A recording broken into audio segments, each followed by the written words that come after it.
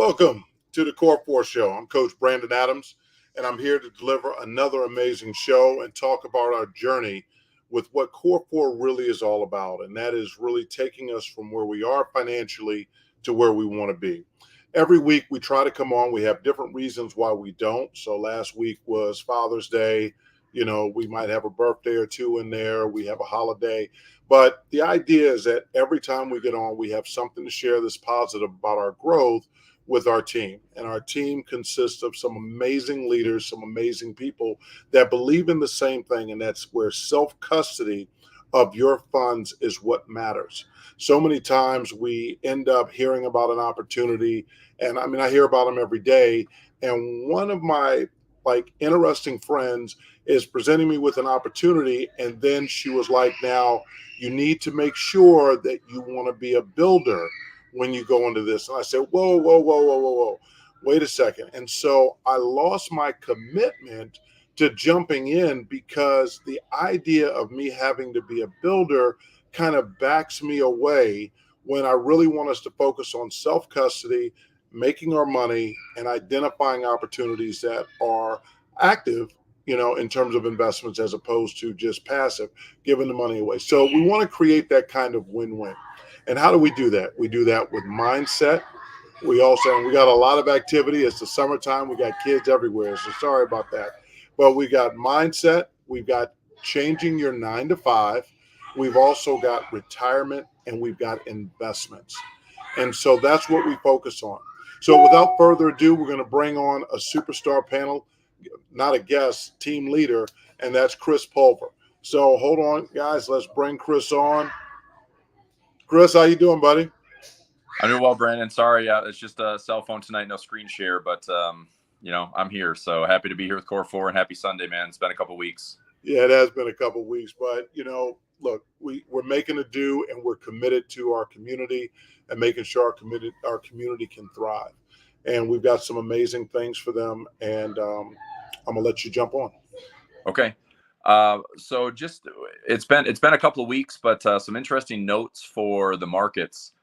We are at one of the best starts, actually the best start ever in the history of the S&P 500 this point of the year. So as of June 18th, which you could have, I know there were, I believe, one or two all-time highs notched last week, which makes 31 for the year.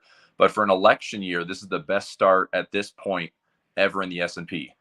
So I'm going to rattle off some good things. I'm going to rattle off some things that are a little concerning.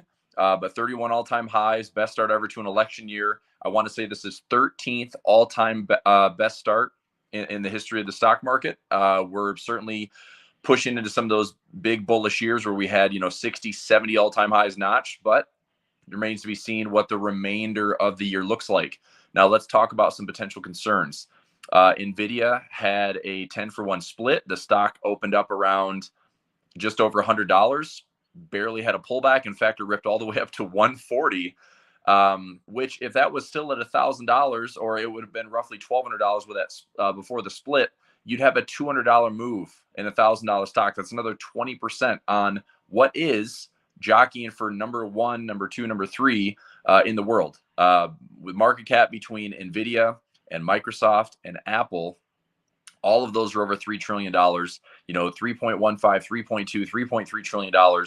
And what's crazy is the market cap on those stocks just by themselves, $3+ trillion for NVIDIA. It's larger than the entire Russell 2000. $3+ trillion on Microsoft. It's larger than the entire Russell 2000. And the same thing applies for Apple. It's larger than the entire Russell 2000. So I think what is potentially alarming is 21% of the S&P is concentrated in those three stocks. Now, you might be wondering, is this good or is this bad? Because if you are invested in the S&P 500, you've made 31 all-time highs this year. If you're invested in the NASDAQ or the QQQ, you've made roughly the same amount, 30+ all-time highs this year. That's why you buy the haystack. That's why you invest in the broad market. Now, it feels a little awkward to have the market so concentrated. And if there's copious amounts of profit taking, if there's a concern, if we go into Q3 earnings and the, NVIDIA that can do no wrong delivers something a little bit softer, that's enough to rattle the markets by a couple percent. If we see massive profit taking in tech and we start to see a sector rotation into defense or value, and that's the one thing that is really interesting going back to like 1999, some of the value plays over the next 5, 6, 7 years have greatly outperformed growth and tech. In the event that we see, tech is just bubblicious again. Now, the forward PE for the S&P is around 25. When we had some major corrections and major crises, we were sitting around 29 to 30. So there's still some room for the broader market to catch up. There's still some room for the S&P as a whole to notch some higher PE ratios. But I'm certainly watching closely. We have inflation data that will be coming out next month. I'm sure James will touch on that a little bit more. The inflation trend is a little bit lower. The market certainly ripped on that last week, where we had a big gap. And what I'm noticing, we essentially have 1 day of direction. Last week it was Monday, and that was pretty much it. That was a 1 day directional day. Thursday gave it all back. Friday just kind of hung tough. The week before that, it was Tuesday to Wednesday with the CPI gap. Didn't do anything Wednesday, Thursday, Friday. So I'm playing it both ways. I'm playing it with a lot of selling options. We had a lot of wins last week with that monthly expiration for June. So Streamwise Capital had a pretty solid week. And going into the remainder of the year, I've got some really simple trades that should hopefully help me generate another 8 to 10% pretty conservatively. And that's where I'm at. So I'm a little alarmed to see that there's inside. I've got some notifications here. I'm a little alarmed to see that there's massive insider selling going on with CEOs, executives, some high up people at NVIDIA. Again, a little concern. Last week, the market, I think on Thursday when NVIDIA sold off about 8 to 9%, the market was down for the day, but then Friday kind of came back. So this coming week, we end the month on the 28th. That'll officially wrap up Q2. We will see. We'll see where the volatility lies. I'm trading a couple things on the SPY, a couple things on NVIDIA. I'm out through July. I'm out through August. I'm lowering the cost basis. I'm doing collar positions, which means I am protecting any ownership positions I have. If the stock gets called away, it's for profit. If it goes to the downside, I'm protected. So I've got defense. I've got guaranteed profits if stock goes up, and I'm also playing, slight tilted bullish portfolio. So anyway, that's my update, Brandon. I sorry about no screen share, but lots of stuff throughout there and a lot of data to take in. Just remember this Q2 ending this week. Man, you did a great job on your iPhone. Thanks. This guy's impressive and stuff. So how's your golf swing?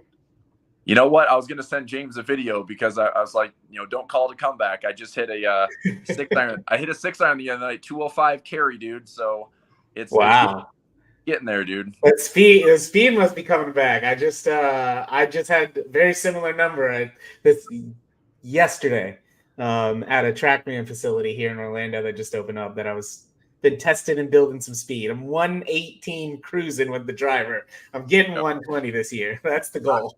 I don't feel very competitive with you guys. It kills to swing that hard, but at least I can push it, but I'm just going to try working on it. So, but all is not lost, and I'll get there, dude. Give me till the end of the summer, or maybe this fall. Like I should be ready to go. Hopefully, I'm gonna have a whole new path forward for the physical therapy and rehab. Hopefully, in the next month. Nice. Okay, so I have an idea. Can we play? Do y'all have PlayStation? Yeah, you want to play Tiger Woods? Tiger Woods PlayStation. I'll do that. I break 54. That's my goal is it's Vision 54 when I play Tiger Woods, man. It's a fair. Oh man. Okay. All right. Well, I got it. I have work to do. There you go. Thank you, Chris. James, you're with us already. So talk to us. Remember, everybody, that not only does James give us an economic report, but James also is one of the premier in the country insurance gurus. Just flat out insurance gurus. And I'm not trying to hype you up, James, but at the end of the day, when you look at excellence and you look at what being a subject matter expert is, the way that you approach your work is totally dynamic and really different than what the rest of the community of insurance salesmen and companies have. So your dedication to that has been phenomenal. So I just wanted to point that out to our community. But go ahead with your economic report. I know you'll talk about the insurance. Anybody who wants to talk to James about insurance, you're more than welcome. James. Absolutely. Contact Brandon, contact us via Telegram. I'll say this. Look, in a world full of lollipops, I'm just trying to be sucker free. You know what I mean? Very When it comes to interesting. That one. you write that one down, you can feel free to use it. Anybody. Now, look, it's very true though. It's insurance can play a role, and really I've expanded, and I didn't mean to get into this a little bit today, but I will do it just for a brief second. I've expanded into basically a holistic view of retirement planning, not just insurance, but annuities, CTA accounts, as well as working with Streamwise as well to help build people's retirement accounts and really retire right. I have a saying that I said at our last event, Brendan, that is the goal is to not get rich quick, but to get rich right. And I still believe in that. So we will definitely talk more about that here in the future, and be on the lookout. I'm going to be sending you a lot of stuff because a lot of headway has been made here. So we'll be sharing with the community for sure. So to dive into the economics of things, I'm going to start broadly, and then I'm going to bring it on in and funnel it down. So the first thing I want to talk about is central bank rates. As many of you know, central bank rates are absolutely critical when it comes to trading the Forex market and trading the U.S. market as well. When we look at U.S. central bank rates. Now, what's interesting is Canada has cut their rates. Switzerland has cut their rates twice. Europe has cut their rates, and I was just trying to look to see if New Zealand had cut their rates, and they are still at 5.5%. So what's very interesting is that 3 countries have cut their rates. One country has cut their rate twice. So we are seeing interest rates change and interest rates cut, and that happening due to inflation falling. Look, it was only a matter of time before inflation began to, when you raise interest rates, the reason why inflation and interest rates are tied so well together is because when you raise interest rates, you lower the borrowing ability of companies. You also lower the spending ability of people. And then when you had a rush in high prices that was due to let's just say poorly managed supply chains. That's where I'm going to leave it from the fallout of COVID. Then you had prices rise, buying power drop, and now people are starting to feel it. And you can say, a great example of this is here in the state of Florida.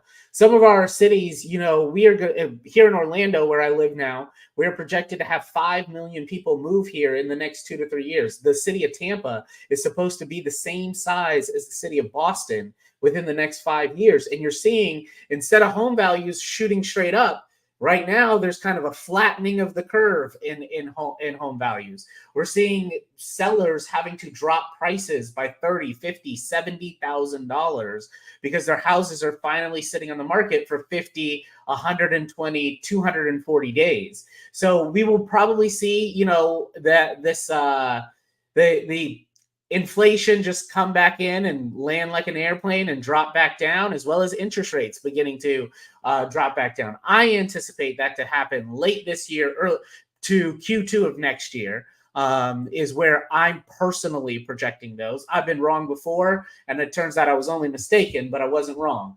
Now, the next thing that I want to discuss is this week's fundamental announcements. We have consumer confidence coming out, but the one that I'm very interested in is US GDP. Now, when that gets announced, right, GDP is an equation. It's consumption plus government spending plus foreign direct investment plus net exports. My goal is to see what are home sales done, because that comes out the same day, about an hour and a half after that. Where are corporate profits? The last GDP read, corporate profits were negative 1.9%, and they were forecasted to be positive 3.4%.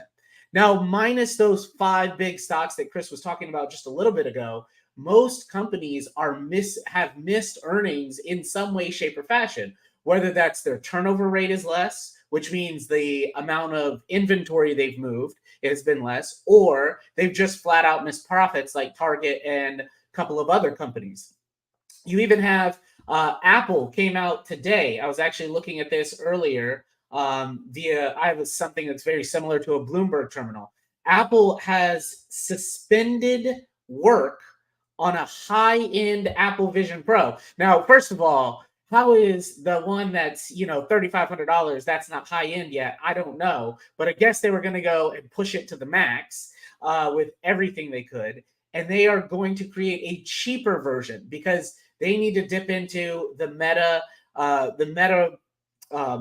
headsets, as well as Big Screen Beyond and all these other digital headsets. So they're looking to create a cheaper version because they realize these units aren't selling. It's a great technology. It's amazing. But if you got an extra $5,000 right now, some people are investing it. Some people are sitting on it, anticipating the next big move. Another thing that came out from Apple is Apple and Meta, the Facebook group of companies, they are in talks right now about an AI partnership. That is a very interesting thing.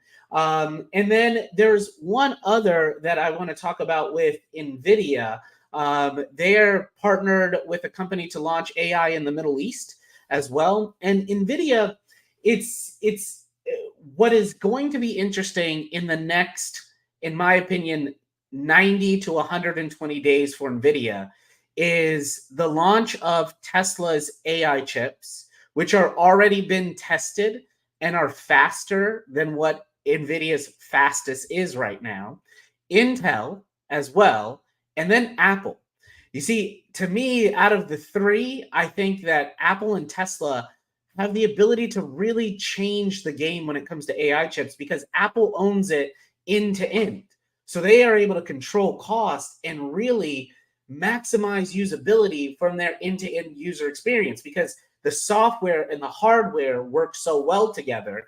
That's why Apples tend to perform better for longer. And that's why we're seeing that's going to be an interesting thing to see over the next 90 to 120 days. What happens in that AI chip space, in that AI data space? Another one that I absolutely love is Palantir. I've been a holder of that. I made money on their real rise up in 2020, and then I made money on the fall, and then I made money again when it started to rally up again. And I'm a big believer in Palantir because of data security as well as Snowflake as well. Those two are data security companies, and that is what the big thing is that, hey, now that we have even more data, what do we do with it? And then energy companies as well.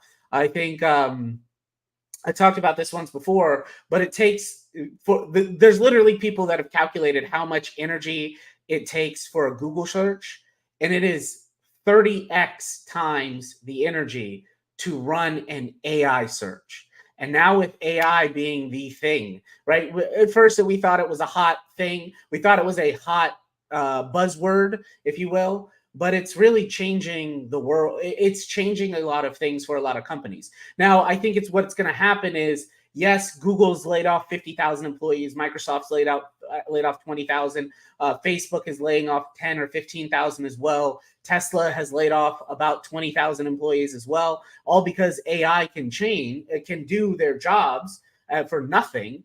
Well, that's going to create a new set of problems that will create hiring demand for those very same companies. So don't think it's like, oh goodness, the world is ending, AI is going to take over.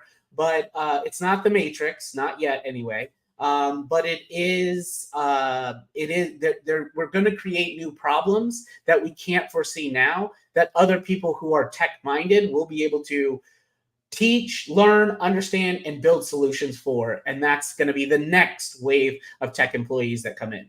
But that's it for me and the economics report. And if anybody wants to reach out, you can go to onelifefl.com. That's my website right now. It's still just a landing page for the moment, but the site should be up very, very soon here in the next less than a week. This AI stuff is very, very interesting. And I look forward to your talks because you spend a lot of time talking about something that's very important. It's impacting jobs, it's impacting how we live, and we really have to do a good job understanding it as a community and how we can use it as a tool for our success and also how we can protect ourselves from it. So thank you for bringing it up. Absolutely. All right, so the show has changed a little bit. As you guys already know, we do not offer binary options anymore. And the reason is because it's gambling with the strategy, but the strategy is just not consistent and predictable enough to show that we're going to make the gains that we really want to make. And so, what do we have instead? We still want self custody, and we're still looking at what products that are out there that we can plug into as a community for success. So we are rebuilding a website, so you guys will know that that's coming out, core4ventures.io. But we also want to share what is it that we have on the table. What is our journey in Core 4? So our first journey is we have our own Forex robot. It has not been named yet, but it is a part of what we offer. And is it self-custody? Absolutely. So you will have a broker of your choice, and you will be able to tie in your software, your EA, and you'll be able to then trade off of it, and you can get this robot here. And we are going to be posting the results of the robot on a weekly basis, and then you'll just make your decision. But again, self-custody, and again, something that is proven to work. Number two, we already have it. It's Coinbase Trader, where it's crypto that's being traded out of your Coinbase account or your Kraken account. And so it's a kind of a no-lose situation, because what's happening is you are actually purchasing when it's low, and you choose the particular crypto, but you're going to buy low and it's going to sell high. And you just identify where you're getting some growth, where there's some movement going up, going down, going up, going down. You want that volatility, and then you're purchasing the crypto. But guess what? It's not like you can lose like you could say in Forex, because you're still accumulating a value of a token. So pretty awesome. The next thing that we have is very interesting. So it's a beast, and that's all I'm going to call it. It's a beast of a technology which is in Forex, but it's not really, it's a bot, but it's producing some, really ridiculous numbers. So I'll just tell you that, last year, they put $12,000, and I didn't do this personally, but we're testing it out right now. $12,000 has turned into, in about 465 days. It looks like it's turned into about 150,000 plus. So we're really doing our due diligence to make sure that that's the case. And if it is, past performance, we're not financial advisors. Past performance does not predict necessarily future results, but it's definitely an indicator. So we have that for you guys. And then we also have yield farming, and yield farming is doing very well. You can make up to really 10% with doing very little. And it just needs to follow the market as well, but 10% a month. So all of these are self-custody opportunities. And so really, the plan is to make more money, and we have to have a strategy. And so what we're going to be able to do is give you our journey, let you choose what you like, what you can afford, right, on that journey, and then start plugging in. Because yes, there's an investment, but you do get a discount, or you get white glove service with us. But you also want to be in a position where you know that you can be successful. And how is it that you can be successful? You can be successful by identifying what you can afford in terms of a membership, or being a part of, or purchasing one of the educational products that we're offering. And then what is your investment going to be? And again, self-custody. So link up with your broker. We don't have anything to do with that. And we're not really looking at this from an affiliate perspective. So it's not like there's a downline here. There's not anything that we have where you can build teams and those types of things. And there's a reason for that. We need to kind of get away from that, because with yield farming, 10% a month, with the beast, if you're getting 20% a month, or 15% a month, whatever it might be, Coinbase Trader, if you're getting 5% a month, these are still wonderful, better than what you would get in any other market, and you get to have control. Does that mean that you have to have a little bit of education for yourself? Yes, you have to educate yourself and make sure you can control your own destiny. That's a part of it. And a lot of people don't realize, well, I just want to be passive. I just want to give my money to somebody and then let them do everything that they do. Well, that can work out okay at times if you get lucky. But one of the things that you want to consider is that people charge for that. So if you go to a bank, the bank might take your money and go invest in real estate or whatever else and only pay you 1-2% a year or less. So how do you kind of balance it out? Well, what you would say is, let me do the role of the bank, right? And let me make the money that the bank is making by getting a nominal amount of education. So that's what our goal is here at Core 4, is to help put you in this environment. Your job is to be successful and follow the rules, mind your own business. And so the impact of our journey together is that you will put yourself in a broader situation to where you can't be taken advantage of, because you have wonderful options out here that keep you focused and keep you grounded. And that's all we're here to do. And so you get a chance to get an economic report, you get a chance to get a financial report. Take advantage of those. Notice how accurate those two gentlemen are on a week by week basis. And when we also have a futures project that we're looking at to bring to Core 4 as well, to where you would be able to offer futures, and futures is investing. So again, this is not gambling with a strategy. It's much different. So that's what I wanted to share with you guys. And I appreciate every moment that I have with you. I tell everybody I love you whether you like it or not. So thank you for your time, and we'll see you next week. Bye-bye.